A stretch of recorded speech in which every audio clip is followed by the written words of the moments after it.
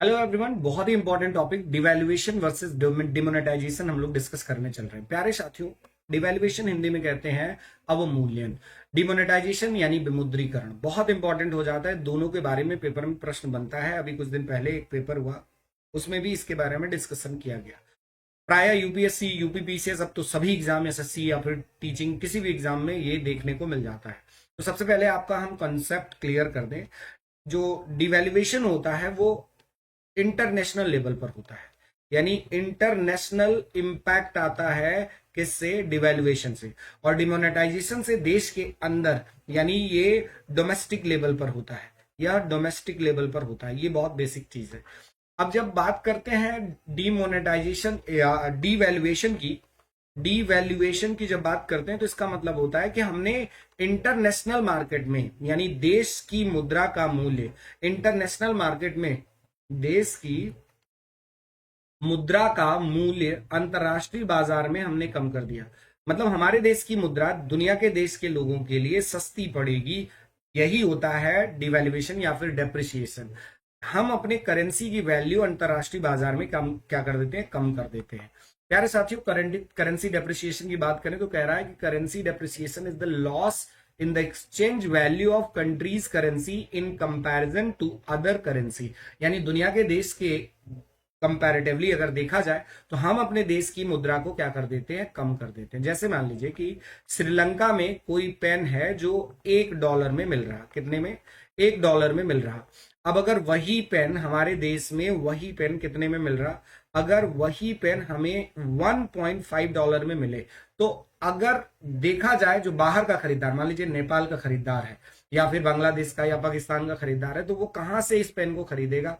श्रीलंका से खरीदेगा, हमारे देश से नहीं खरीदेगा। तो जब हमारे देश से नहीं खरीदेगा तो हमारा जो व्यापार है, निर्यात है, वो कम होने लगेगा।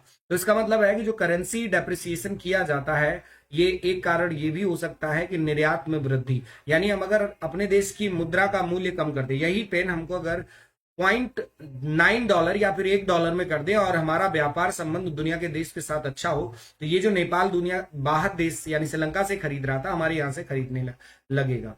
एक कॉन्सेप्ट ये है कि आप ये समझ लीजिए कि अगर डिवैल्यूएशन किया जा रहा है तो दो तीन चीजें हो सकती हैं। या तो देश में फॉरेक्स रिजर्व कम हो रहा है, इसके लिए फॉरेक्स रिजर्व कम हो रहा है, इसके लिए डिवैल्यूएशन किया जाता है। जब फॉरेक्स रिजर्व कम हो रहा होता है तो हम अपने देश में क्या करते हैं?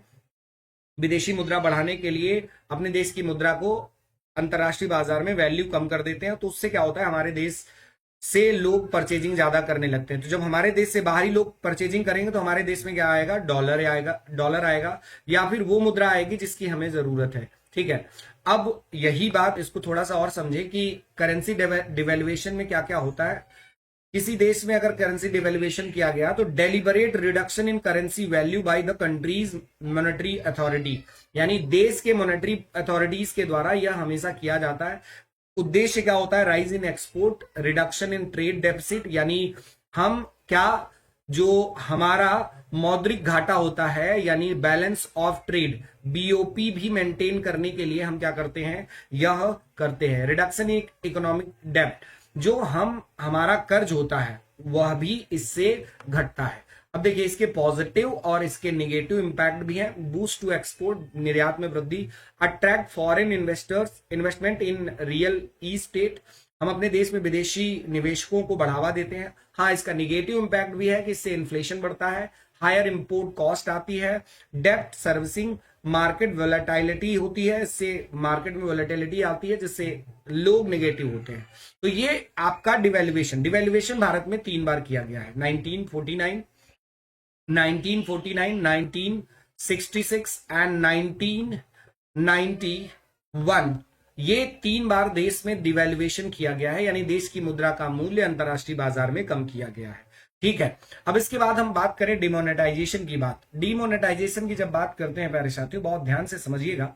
जब डिमोनेटाइजेशन की बात की जाती है तो इसका मतलब ये होता है कि अंतरराष्ट्रीय बाजार को छोड़ करके, यानी हम डोमेस्टिक रूप से कहते हैं, अपने देश के अंदर करते हैं। डोमेस्टिक में यानी घरेलू अगर देखा जाए, देश में हम क्या करेंगे? देश की वैधानिकता को, यानी जो चल रही मुद्रा है उसको हम क्या कर देंगे, उसका लीगल टेंडर समाप्त कर देते हैं, लीगल टेंडर समाप्त कर देते हैं। और जब लीगल टेंडर समाप्त कर देते हैं तो उससे क्या होता है कि जो देश की मुद्रा होती है उसको लोग बैंकों में जमा करते हैं, और जो उनके पास नया पैसा चाहिए, जैसे अगर जो वैधान, जैसे आपको याद होगा 8 नवंबर 2016 को 8 बजे मोदी जी ने कहा कि 9 नवंबर 2016 से देश में क्या 500 रुपए के और 1000 रुपए के नोट की वैधानिकता को क्या कर दिया इन्होंने, समाप्त कर दिया। यानी वो लीगल टेंडर नहीं रहे, अब वो नोट नहीं चलेंगे। उन्होंने कुछ समय दिया कि इस समय के अंदर अगर आप उस नोट को क्या कर दे, वापस कर दे सरकार को, तो वह नोट चलेगा। तो उसमें बैंकों में भीड़ भी लगी, बहुत लोग, सारे लोग परेशान भी हुए, लोग अपना कैश, जो उनके पास कैश था बैंक में जमा करें, बहुत भीड़, बहुत परेशानी हुई थी कुछ दिनों तक।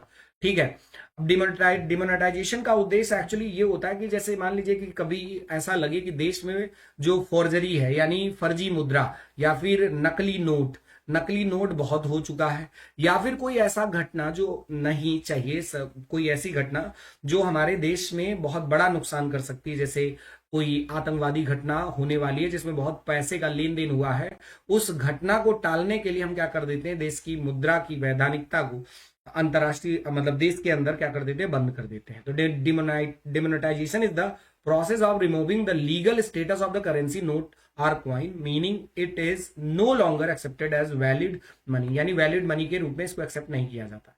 क्या होता है, how it works, the effect is across the entire country at the same time, cash transaction stop और reduce until new currency is issued. जब तक नई करेंसी बाजार में नहीं आ जाती तब तक ये कार्य नहीं किया जाता है। समझ में आया? तो ये एक बेसिक अंडरस्टैंडिंग है।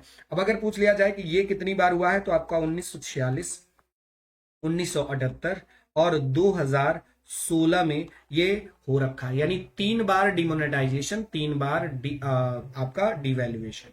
आशा है कि आपको ये बात समझ में आई होगी कि डिमोनेटाइजेशन और डिवैल्यूएशन के बीच में क्या अंतर है। That is all for today. मिलते हैं अगली क्लास में। जय हिंद, नमस्कार।